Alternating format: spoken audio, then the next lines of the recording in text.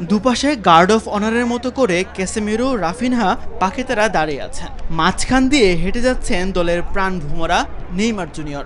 বাকিরা পিঠ চাপড়ে দিচ্ছেন। ঠিক এভাবেই নেইমার জুনিয়রকে প্র্যাকটিস গ্রাউন্ডে বরণ করে নেয় সেলেসাওরা।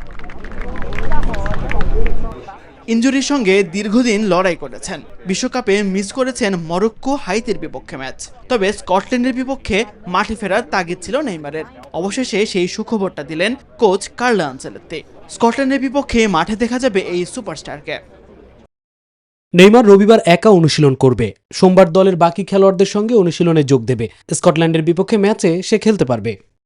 হাইতির বিপক্ষে প্রথমার্ধের তুলনায় দ্বিতীয়ার্ধের ছন্নছাড়া ভাব চিন্তার ভাঁজ ফেলেছে ইতালিয়ান মাস্টারমাইন্ডের কপালে। জয় উদযাপনের মাঝেই তাই স্পষ্ট জানিয়ে দিয়েছেন, মাঠে প্লেয়ারদের পারফরম্যান্সের আরও উন্নতি দরকার।